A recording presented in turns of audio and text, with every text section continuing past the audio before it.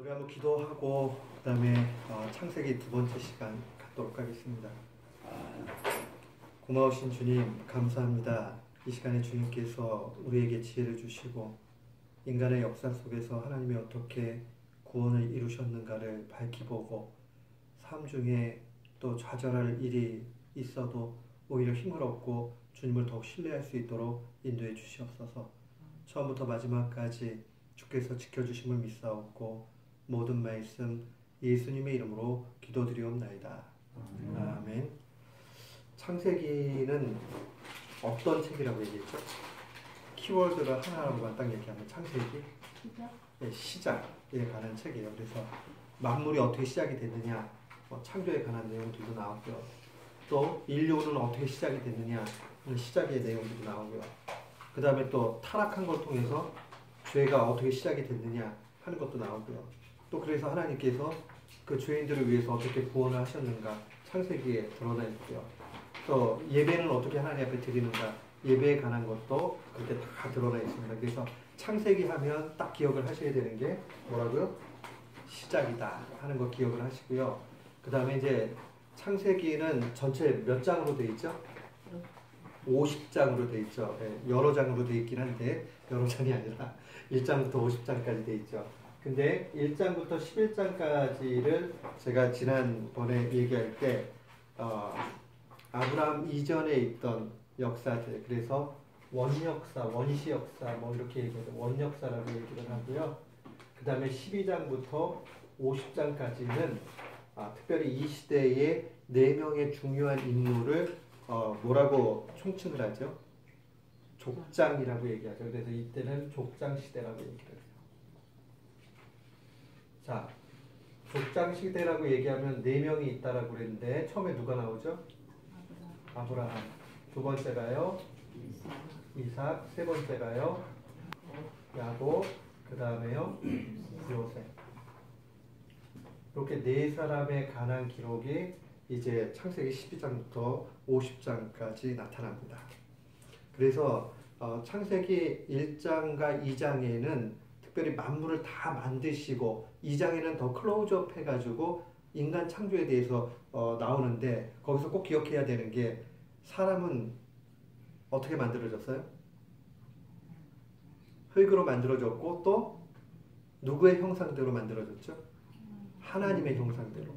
그 하나님의 형상대로 만들어졌기 때문에 우리 보통 그냥 사회에서도 이야기할 때 인간의 존엄성이라는 말 사용하잖아요. 인간은 누구나 다 그 자체로 존귀한 존재다 라고 얘기합니다. 왜 그러죠? 하나님의 형상이 있기 때문에 그래요. 근데 다른 동물들은 하나님의 형상이 있지 않지요. 그렇기 때문에 인간만이 하나님의 형상이다 라는 거 기억을 하셔야 되고요. 그 다음에 이제 창세기 3장으로 오면 인간에게 죄가 어떻게 들어왔는가 하는 타락에 관한 부분들이 나타납니다. 자, 3장의 타락의 스토리는 우리 너무 잘 알아요. 어떻게 인간이 타락하게 되죠? 하나님이 명령을 내리셨죠. 뭐 먹지 말라고 그랬죠? 선악을 알게 하는 나무는 먹지 말라고 그랬어요. 근데 우리 이런 질문을 할 수 있어요. 아니, 선악과를 아예 만들지 않으셨으면 그러면 인간이 죄 안 지었을 거 아니에요. 그죠?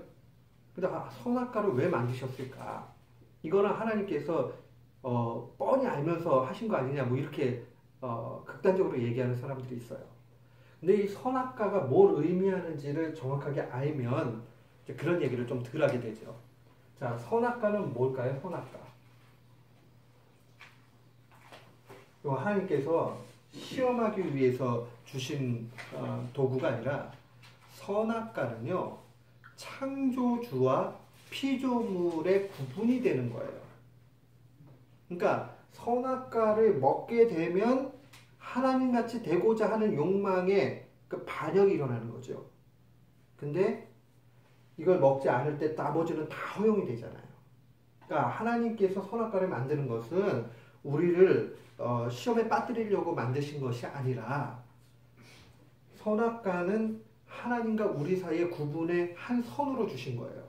그래서 이 선악과를 먹지 않을 때 우리는 온전한 하나님의 피조물이 되는 것이고 이거를 건드리게 되면 하나님같이 되고자 하는 욕망 가운데서 큰 죄를 범하게 되죠. 타락으로 인해서 죄가 들어왔어요. 죄라는 말이 성경에서는 어떤 걸 죄라고 얘기할까요? 죄. 여러 가지가 있지만, 원래 이제 신약 성경에 쓰여진 헬라어, 그리스어에서는 이 죄라는 말을 갖다 하마르티아라는 말을 사용을 해요. 그 하마르티아라는 말이 뭐냐면, 우리 타겟, 저거 있죠. 관역에서 벗어났다 이런 뜻을 가지고 있거든요. 그러니까 그 얘기는 뭐냐면, 하나님께서 명령하신 것에 대해서 지키지 않을 때 불순종하는 것이 죄예요. 하나님 말씀에 불순종하는 것. 그러니까 하나님께서 그렇게 해라라고 관역판을 만들어 주셨으면 그 관역판 안으로 집어넣어야 되는데, 관역판을 벗어나게 되면, 말씀에 불순종하게 되면 어떻게 되죠? 그게 바로 죄가 되는 거예요. 그래서 선악과를 따먹는 걸 통해서 인류가 이제 죄가 들어와서 문제가 되기 시작을 했습니다. 근데 하나님께서 이 안에서 큰 은혜를 주셨죠. 창세기 3장 15절 말씀 한번 찾아보시겠어요? 창세기 3장 15절 말씀.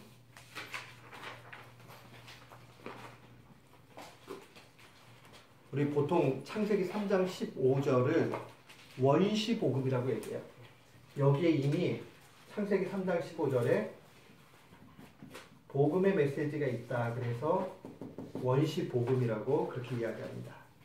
우리 한번 같은 마음으로 한번 읽어볼게요.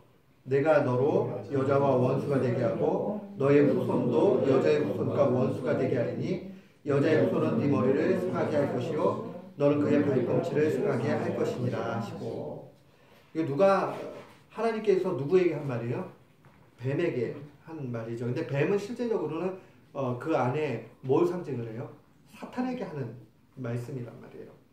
그래서 여기 보면은 15절에 내가 너로 여자와 원수가 되게 한다. 그러면서 너의 후손도 여자의 후손과 원수가 되게 한다라고 얘기합니다. 여기서 중요한 말이 여자의 후손이라는 말이에요. 여자의 후손이라는 말이 아주 독특한 표현인데 누구를 가리키는 거냐면 예수 그리스도를 가리키는 말이에요. 왜 예수 그리스도를 가르치는 말일까요? 이게요. 그렇죠. 예수님께서 동정녀의 몸을 통해서 오셨기 때문에 그런 표현으로 여자의 후손이다 이렇게 이야기를 해요. 그러니까 예수님을 이미 창세기에 계시적으로 나타나게 되는 그 말씀이 여자의 후손이라는 말을 통해서 있다. 그래서 창세기 3장 15절은요 신학적으로 굉장히 중요한 말씀이에요. 이미 하나님께서 타락한 인생들을 위해서 구원의 길을 예비하고 계셨다는 것을 분명히 보게 됩니다. 근데 이제 타락하고 나니까 아담과 하와의 눈이 밝아졌죠. 그러니까 느껴지는 게 뭐예요? 부끄러움을 알게 됐단 말이에요. 그러니까 부끄러움을 알게 되니까 부끄러움을 가리기 위해서 뭘 하죠? 무화과 나무 잎을 엮어가지고 치마를 해 입죠. 그래서 부끄러움을 가렸단 말이에요. 근데 잘 생각해 보세요. 그 무화과 나무 잎이 아주 뭐 잘 이렇게 널찍하게 해가지고 해도 그거 뭐 얼마나 가겠어요? 템포러리 일시적인 거밖에 되지 않죠. 그런데 하나님께서 나중에 3장 말씀으로 쭉 가게 되면 어떻게 되죠? 뭘 입히시죠? 네, 가죽옷을 입히시는 것을 보게 됩니다. 21절 한번 보세요. 여호와 하나님이 아담과 그 아내를 위하여 가죽옷을 지어주셨다. 가죽옷. 자, 무화과 나무 잎으로 만든 치마하고요. 가죽옷하고는 완전히 다른 개념이죠. 영원히 부끄러움과 죄를 갖다가 감출 수 있는, 해결할 수 있는 그러한 상징으로 가죽옷을 주시는 거죠. 혹자는 이것을 표현할 때 이렇게 얘기도 해요. 가죽옷을 만들려고 그러면은 뭐가 필요하죠? 짐승이요. 그러면 짐승이 어떻게 해야지 가죽을 남겨줄까요? 죽어야 되죠. 그러니까 피에 드림이 있어야 되는 거죠. 그런 것처럼 마치 예수 그리스도께서 친히 십자가에 달려 죽으시는 것을 상징한다 이렇게까지 얘기를 합니다.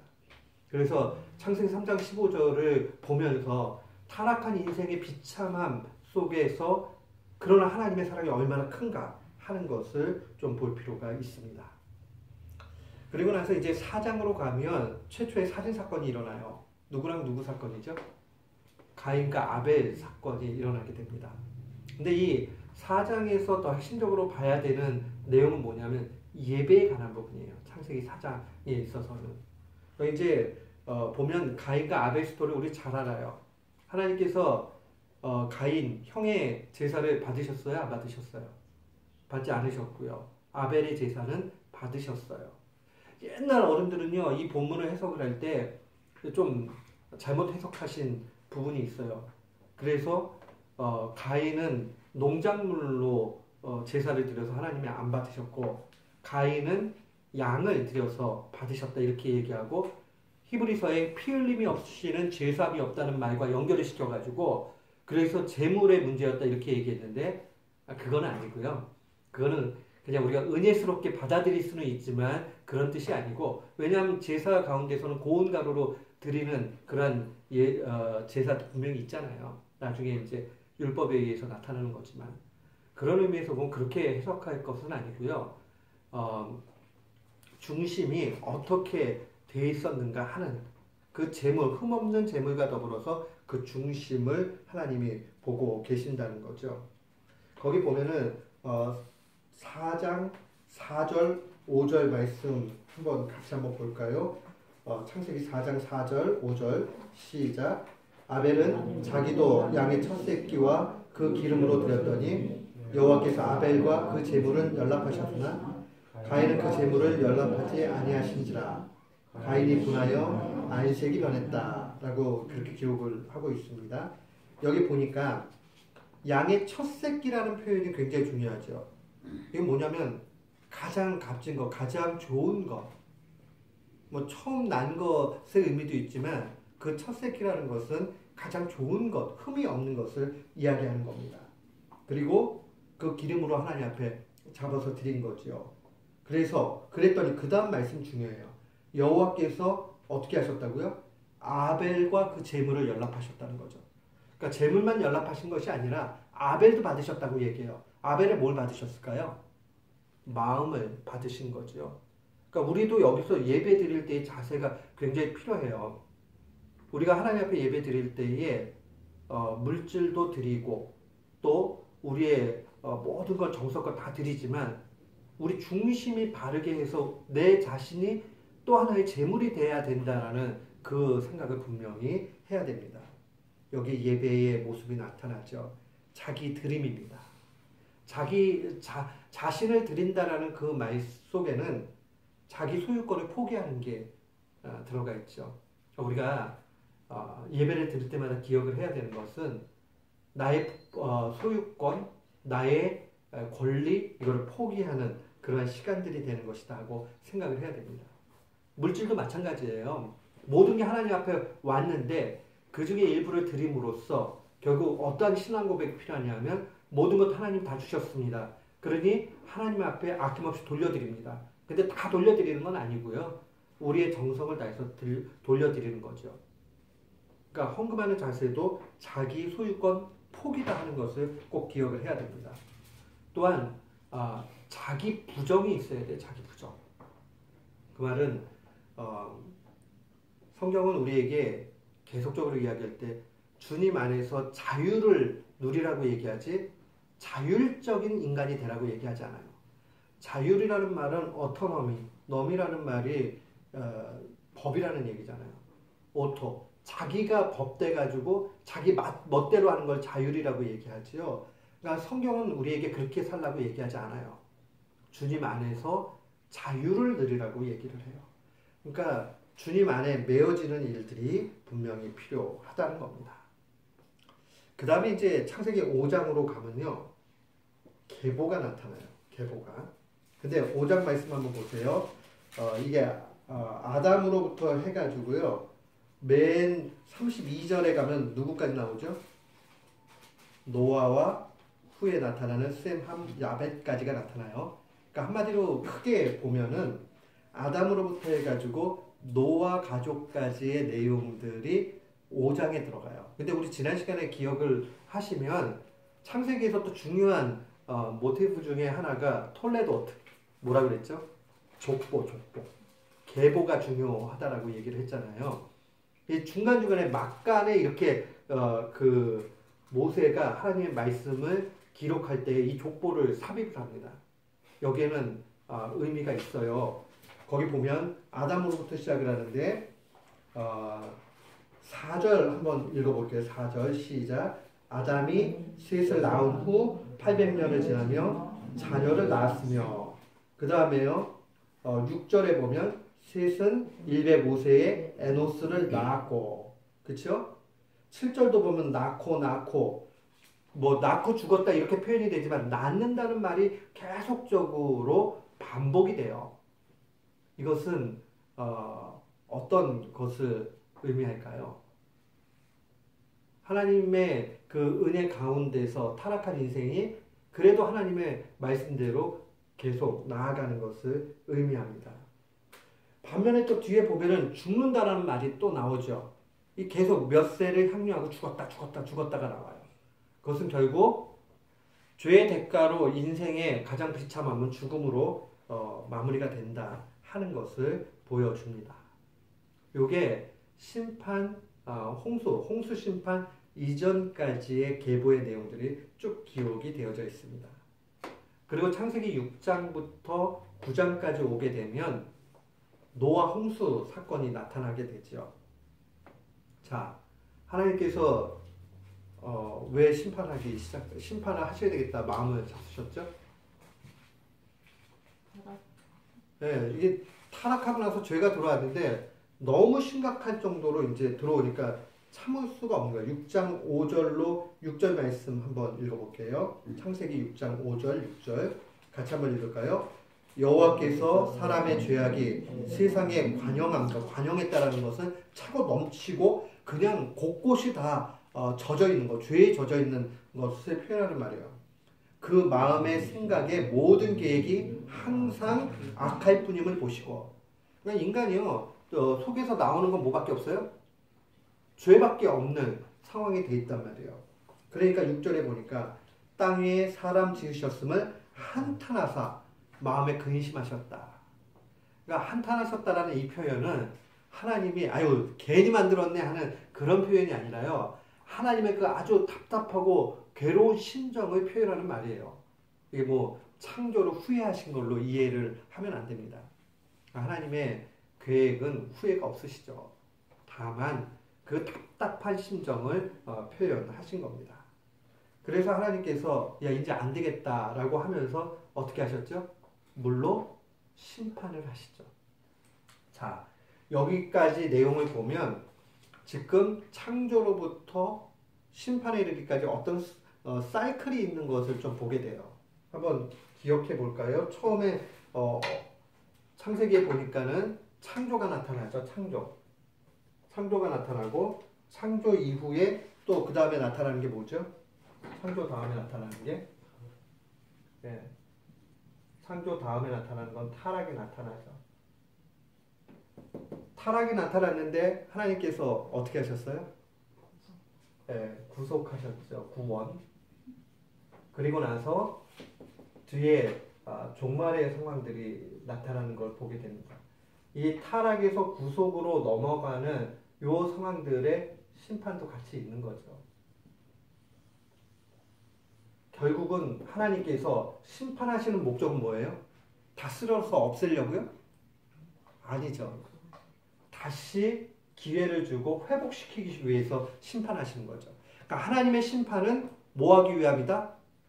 회복시키시기 위함이다 하는 것을 기억을 해야 됩니다. 제가 지난 시간에 구속이라는 말 설명했죠. 구속은 좀 구원하고 좀 다른 게 어떤 의미라고 했죠?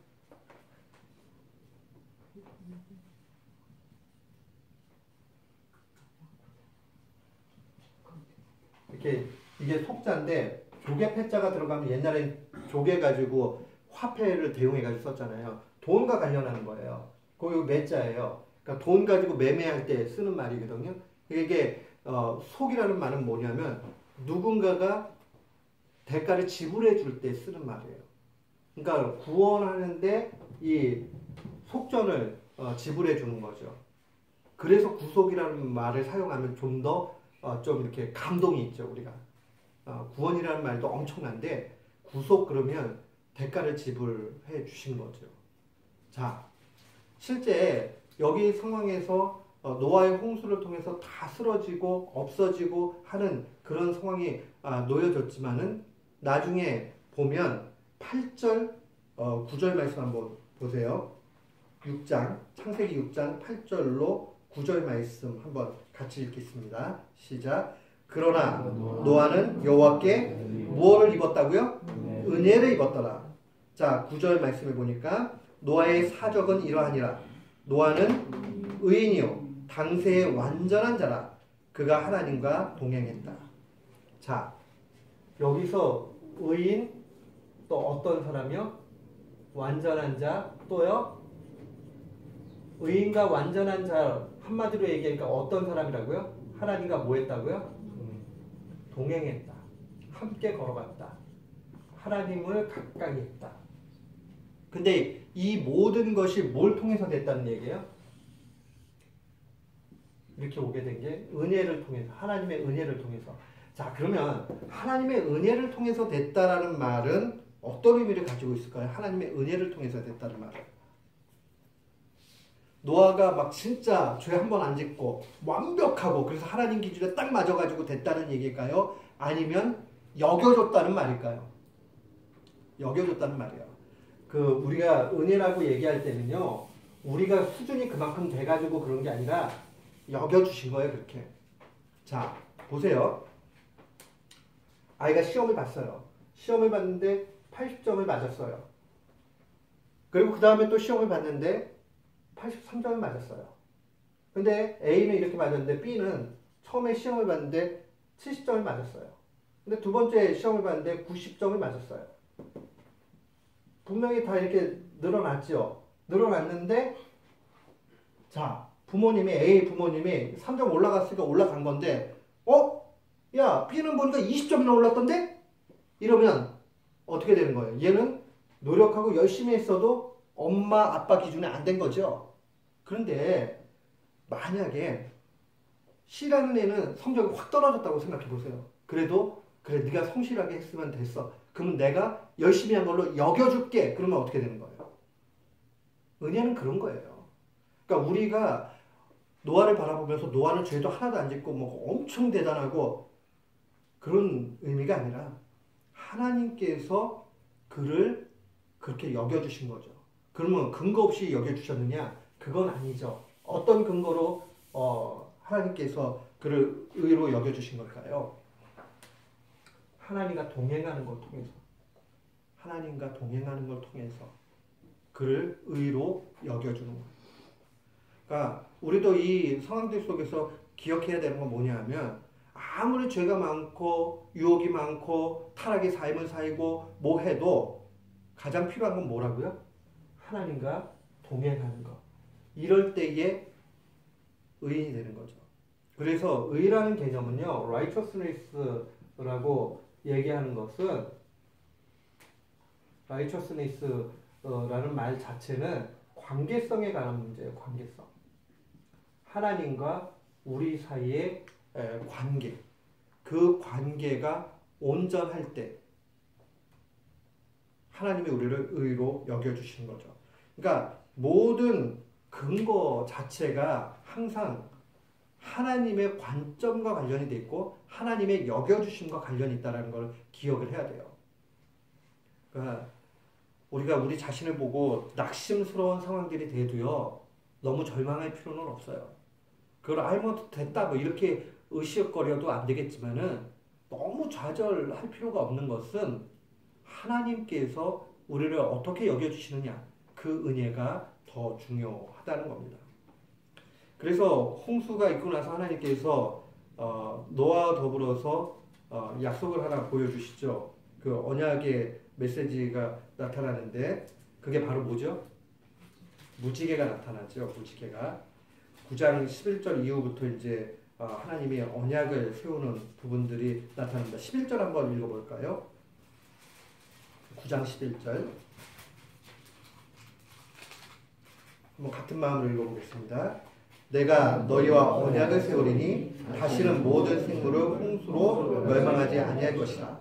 땅을 침몰할 홍수가 다시 있지 아니하리라. 이 말은 어떤 의미를 가지고 있을까요? 심판을 안 하시겠다라는 건가요? 하나님의 공의로운 심판이 없겠다는 얘기일까요? 그러면 다시는 이렇게 하지 않겠다 하는 말씀은 무엇일까요? 인간이 이 일들을 통해서 다시는 죄를 안 지을 거라는 확신 속에서 그러실까요? 그러면 뭐 때문에 하나님이 다시는 이렇게 하지 않겠다라고 이야기하시죠? 자, 13절, 14절 말씀 한번 볼게요. 13절, 14절 같이 한번 읽겠습니다. 내가 내 무지개를 구름 속에 두었나니 이것은 나의 세상의 언약의 증거니라.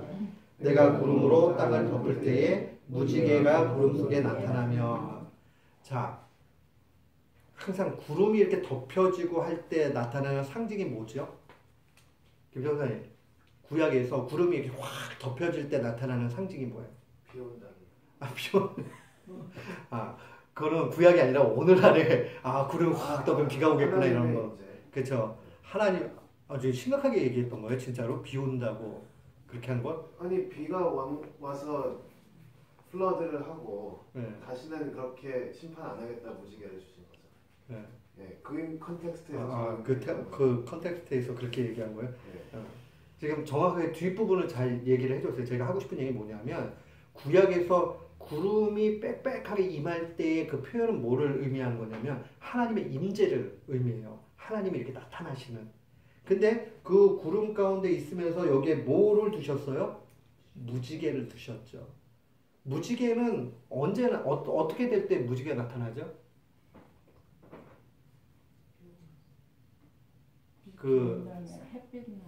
그쵸. 빛이 있어야지 무지개가 나타나게 되지요.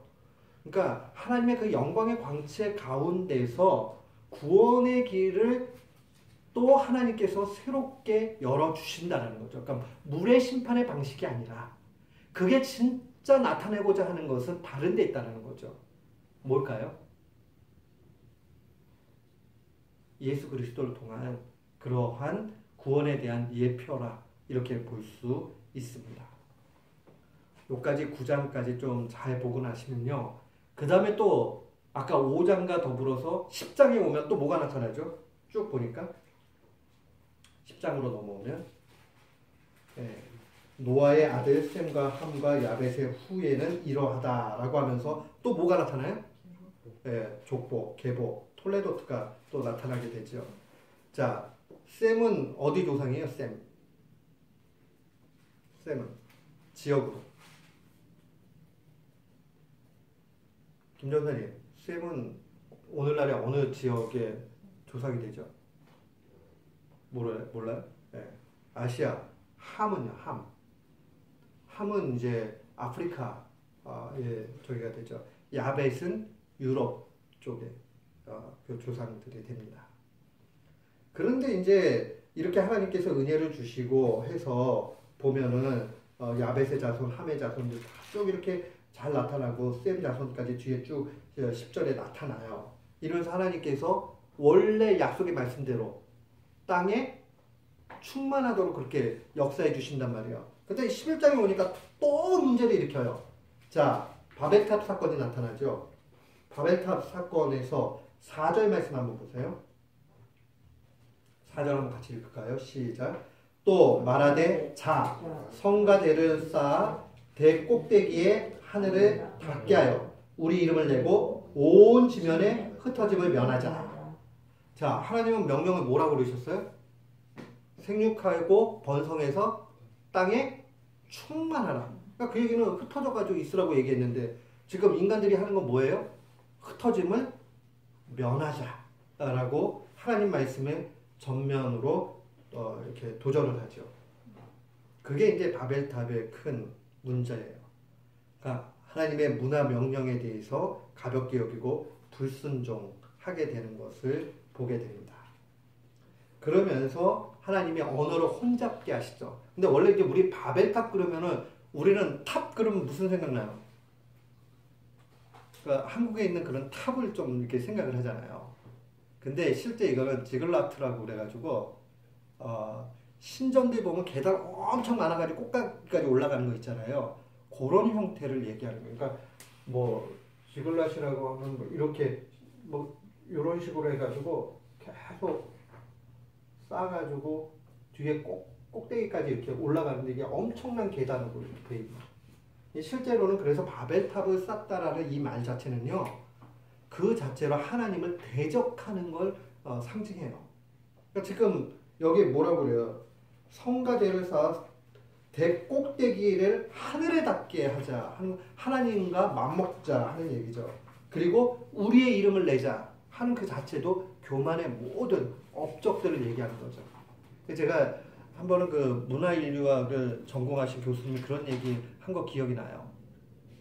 실제 이제 영국 대형 박물관에 가면요, 이 이집트라든가 이런 데 가면은 문화재들이 그 이게 지역마다 나눠가지고 저기를 하잖아요. 전시를 하잖아요. 그러면 엄청나게 화려하고 막 이래요. 근데 이스라엘 관 가면은 이런 거 조그만 거 그냥 하나 있고 별로 화려한 게 없대요. 그러니까 모든 문명은요, 대부분 다 가인의 후예로부터 나타납니다. 그러니까 원래 이제 문화적인 이런 모든 것은 이방 하나님과 관련 없는 쪽이 더 탤런트를 많이 받았다 이렇게 얘기할 수 있어요. 그러니까 초라하고 별로 그렇게 화려한 게 없지요. 그러니까 화려하게 되고 외형을 꾸미는 것 자체가 자꾸 이제 그 하나님과 멀어지는 한 양면이기도 하다, 양태이기도 하다 그렇게 볼 수 있죠. 어찌되었던지 간에 이 지글랏 통해서 계속 올라가고자 하는 그 일들이 나타납니다. 그러면서 이제 11장 뒤쪽으로 보면요, 다시 족보가 나와요. 10절부터 누구의 후예가 나오죠? 셈의 후예가 나오면서 26절에 보면 데라라는 사람이 나타나죠. 그렇죠? 데라는 누구예요? 아브라함의 아버지가 데라지요. 그리고 데라의 얘들에 대해서 얘기를 하면서 32절을 끝내요. 그러니까는 지금 셈족을 또 압축해가지고 아브라함까지 올 수 있도록 족보로 쭉 알려주는 거죠. 그러니까 결국 이것은 무엇을 얘기하는 거냐면 하나님이 하나님의 나라를 새롭게 건설해 가는 것을 의미하죠.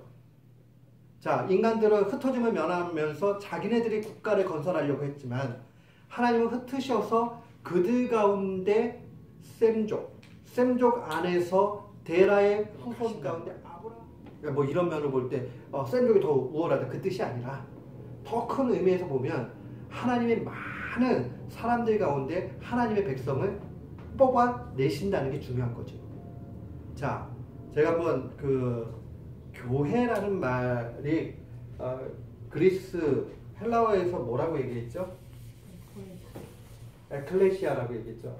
에클레시아. 그 에크 몸으로부터 이렇게 out of 밖으로 끄집어내는 거거든요. 그냥 칼레오 부르는 거거든. 그러니까 밖으로 불러내는 게 교회예요. 세상 속에 있는 죄악 덩어리에 있는 사람들 가운데서 하나님이 성별이라고 얘기하거든요. 거룩할 성자 써서 거룩하게 끄집어낸 백성들, 그게 바로 교회거든요. 그러니까 하나님께서 세상 속에 있는, 그래서 죄 가운데 죽을 수밖에 없는 자들을 끄집어내는 일들이 여기로부터 지금 시작이 되는 거죠. 자, 이제 이 지도를 한번 좀 보세요. 제가 그냥 미리 좀 그려놨는데, 나중에 이제 제가 더 많이 설명을 좀 할 겁니다. 보면 여기 페르시아만이 있어요. 페르시아만이 있고 쭉 올라가면 메소포타미아 문명의 두 큰 강이 있죠. 무슨 강과 무슨 강이에요? 보면 우리 그 지도의 2페이지에 보면은 그 지도 보시면 돼요.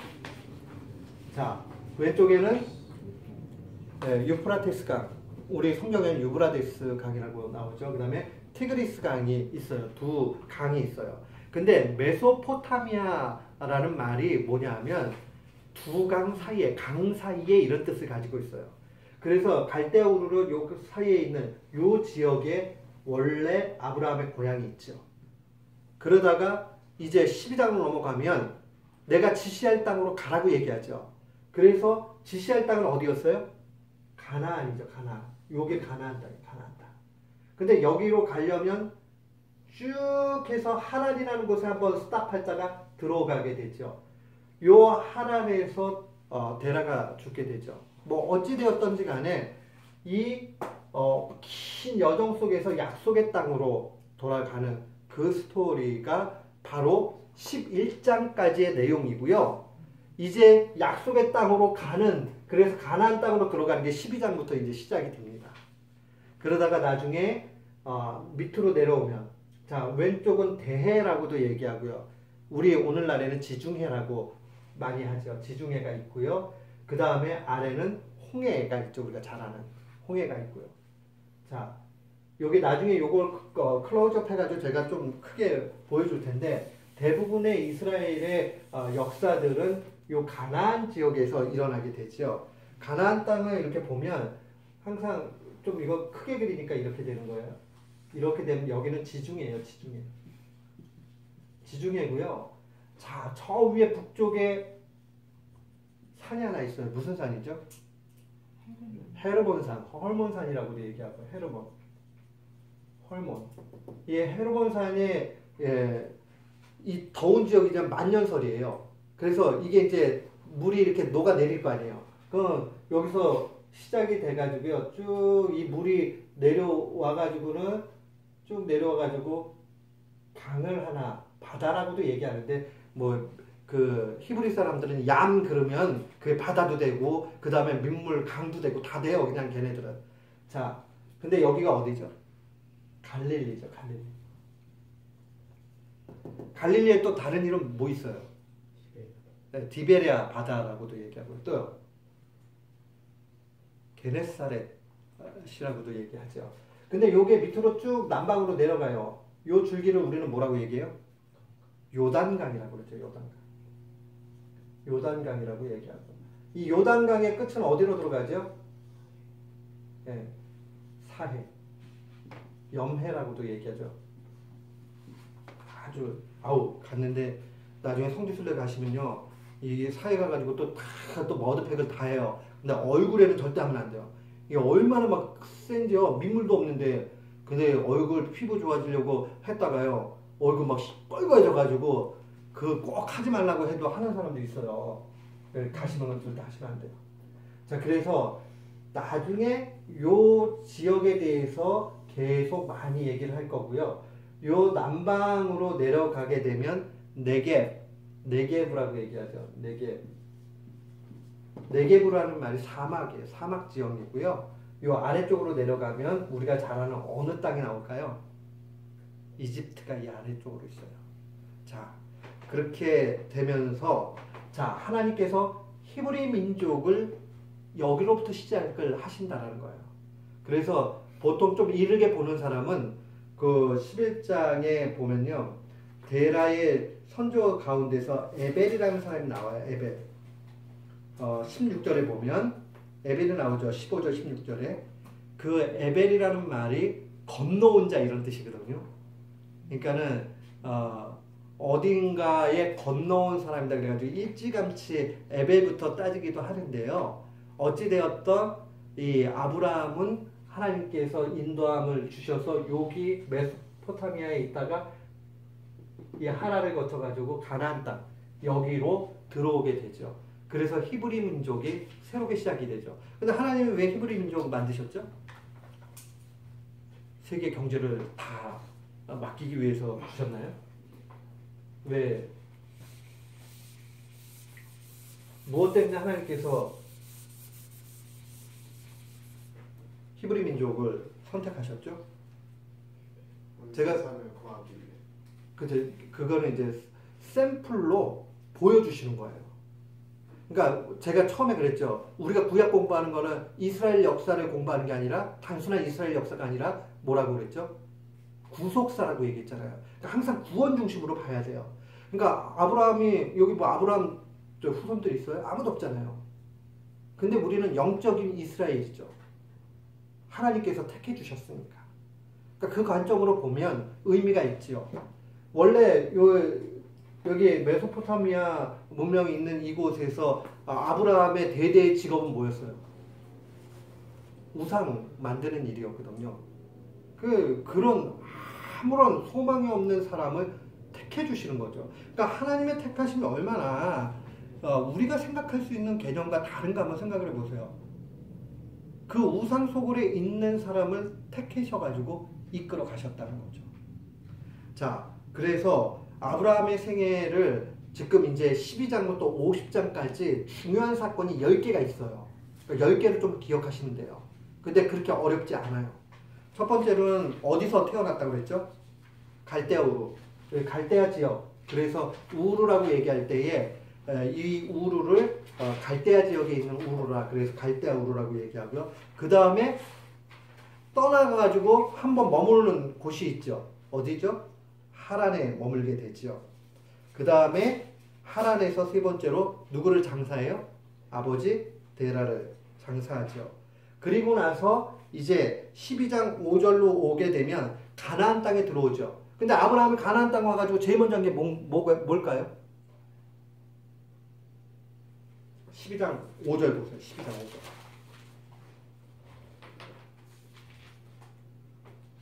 5절. 7절 말씀 한번 봅시다. 12장 7절 시작. 여호와께서 아브라함에게 나타나 가라사대 내가 이 땅을 네 자손에게 주리라 하신지라. 그가 자기에게 나타나신 여호와를 위하여 그곳에 뭐 했다고요? 단을 쌓다. 단 쌓다는 말이 뭐예요? 예배했다. 그러니까 아브라함이 어느 곳으로 인도함을 받던지 간에 제일 먼저 했던 건 뭐라고요? 예배드림. 꼭 기억을 하셔야 돼요. 근데요, 참 그런 게요. 이렇게 해가지고 딱 정착을 이 땅 주겠다고 딱 얘기해가지고 딱 했잖아요. 근데 그 다음에 12장 10절 보세요. 10절 말씀 한번 읽어봅시다. 시작. 그 땅에 뭐가 있어요? 기근이 있으므로 아브라함이 애굽에 우거하려 하여 그리로 내려갔으니 이는 그 땅에 뭐가 심했다고요? 이게 미치는 일이에요. 아니 주시려면 거기서 딱 주시면 되잖아요. 근데 그 다음에 기근이 온단 말이에요. 인생도 이와 유사할 때가 굉장히 많아요. 하나님이 주셔가지고 이제 막 이렇게 해가지고 막 폭죽을 터뜨리고 정말 축배를 좀 이렇게 하려고 그러는데 또 문제가 올 수 있죠. 얼마든지. 그런 상황들이 지금 있다는 거예요. 그리고 나서 이제 아브라함과 롯이 13장에서 이제 헤어지는 일도 중요한 건 아니고요. 그 다음에 이제 여섯 번째 일이 뭐냐면 14장에 아브라함이 11조 바치는 장면이 나타나죠. 아주 중요한 말씀입니다. 여기 멜기세덱이라는 사람이 나오는데 이 멜기세덱이 11조 바치는 부분들이 나타나죠. 그리고 이제 19장으로 가면 소돔이 멸망하고요. 또 21장에 오면 이삭이 출생을 하고 그 다음에 22장에 보면 아주 중요한 사건이에요. 모리아산에서 이삭을 바치는 내용이 나타나죠. 그리고 23장부터 25장에 가면 이제 헤브론에서 장사되는 내용들로 일생이 마무리가 됩니다. 이 10가지인데 한번 기억해 보세요. 우르에서 출생을 하고요. 하란으로 갔다가 그 다음에 거기서 데라를 장사하고요. 가나안 땅에서 첫 예배를 드리고요. 기근으로 다시 밑으로 내려오고요. 그 다음에 이제 다시 가나안으로 올라간 다음에 거기서 멜기세덱에 11조 바치고요. 그 다음에 소돔이 멸망하고요. 소돔은 지금도 어딘지 정확하게 모르지만 여기 사회 바다 근처일 거다 이렇게 이야기를 해요. 소돔은 아예 흔적도 없애신다고 그랬잖아요. 지금도 못 찾아요. 어디 있는지는 몰라요. 그 다음에 21장에 가면 어떻게 되죠? 이삭이 출생을 하고요. 출생하고 났는데 그 다음에 하나님이 22장에 뭐 하라고 그래요? 내놔. 달라 이렇게 말씀하시잖아요. 모리아산에서 이삭을 바치는 사건이 나오고요. 그 다음에 헤브론에서 장유사가 되죠. 그래서 우리가 요 상황들까지는 스토리를 이렇게 살펴봤고요. 제가 이제 한 10분 동안에 요 창세기에 나타난 특별히 12장부터 25장까지 나타난 부분에 아주 중요한 신학적인 의미, 아까도 얘기했죠. 구원을 잡아야 되니까 우리의 신앙과 구원에 관한 부분들 몇 가지 좀 설명을 할게요. 자, 아브라함이 별명이 있죠. 별명이 뭐죠? 아브라함 별명? 믿음의 조상, 믿음의 아비라고 얘기를 합니다. 그런데 여기 보면은 아브라함이요, 할례를 받으라고 명령을 받은 것은 창세기 17장에 나타나요. 창세기 17장. 그런데 실제 창세기 15장 6절 보세요. 15장 6절에 보니까 뭐라고 기록되어져 있습니까? 15장 6절에 시작. 아브라함이 여호와를 믿으니 여호와께서 이를 그의 의로 여겨주셨다. 믿음을 의롭다라고 믿음 때문에 의롭게 여겨주신 거죠. 그죠? 자, 이 문제가 왜 중요하냐면 바울이요, 이 율법과 복음의 문제에 있어서 이렇게 얘기하죠. 야, 이 아브라함이 의롭다 여김을 받은 게 할례를 받고 나서냐 아니면 그 이전이냐 이 문제를 얘기하잖아요. 근데 오늘 할례 이전에 의로 여김을 받은 것은 창세기 몇 장에 나타나요? 15장 6절에 나타나요. 근데 할례 얘기는요, 17장 가가지고 나타나거든요. 그러니까 지금 바울이 얘기하는 중요한 거, 로마서 4장 9절로 10절 말씀 한번 보실래요? 로마서로 좀 한번 가보세요. 로마서 4장 9절로 10절 말씀. 우리 한번 같은 마음으로 한번 읽겠습니다. 그런즉 이 행복이, 찾으셨어요? 같이 한번 읽어볼게요. 시작. 그런즉 이 행복이 할례자에게뇨 혹 무할례에게 도뇨 대저 우리가 말하기를 아브라함에게는 그 믿음을 의로 여기셨다 하노라. 그런즉 이를 어떻게 여기셨느뇨? 할례시냐? 할례 때냐? 아니면 무할례 때냐? 할례시가 아니라 무할례 때라. 할례는 17장 가가지고 받잖아요. 근데 의롭다함 여김을 받은 거는요, 15장에 이미 받잖아요. 그러니까 바울의 그 주장은 뭐냐 하면, 그렇기 때문에 반드시 이 행위에 의해서 율법의 한 요소인 그 할례를 행할 필요는 없다 하는 것으로 이야기를 하는 거죠. 그래서 중요한 것은 어떤 행위의 준수에 관한 부분이 아니라 하나님을 믿는 믿음이 우선돼야 된다는 거죠. 그러니까 우리는 구원을 받을 때 뭐로 구원받아요? 믿음으로 구원을 받죠. 오늘날에서 우리가 믿음이라고 얘기할 때 누구를 믿는 거예요? 예수 그리스도를 믿는 거죠. 예수 그리스도만이 나의 구원자라고 믿는 것을 의미합니다. 그렇기 때문에 우리가 막 살아도 된다는 아니지만 우리의 행위로 통해서 구원받는 것이 아니기에 은혜가 큰 거죠. 은혜가 크면 그 다음에는요, 은혜를 자꾸 기억하게 되죠. 그러면 죄와 멀어지게 되죠. 제가 오늘 어떤 목사님 그 설교를 들었더니 이분이 신학생들한테 설교를 하시면서 그런 얘기예요. 여러분들 은혜 갚으려고 너무 아둥바둥하지 마세요. 그러다 보면 지쳐요. 그런 얘기를 해요. 그 얘기는 하나님의 은혜를 몰라라 그게 아니라 이렇게 얘기하더라고요. 신앙의 삶을 사는 것은 하나님의 은혜를 갚으려고 하는 것이 아니라 하나님의 은혜를 기억하는 것이다. 그러니까 자꾸 하나님의 그 크신 은혜를 기억하다 보면 견나가지 않지요. 나쁜 짓 하지 않지요. 근데 갚으려고 그러면 지쳐버리죠. 그러니까 내 힘으로 되는 게 아니다라는 걸 강조한 말이에요. 꼭 기억을 하셨으면 좋겠어요. 그 다음에 아까 이제 11조를 바쳤던 창세기 14장 말씀이에요. 자, 창세기 14장으로 좀 한번 갈까요? 14장 18절 말씀 한번 보세요.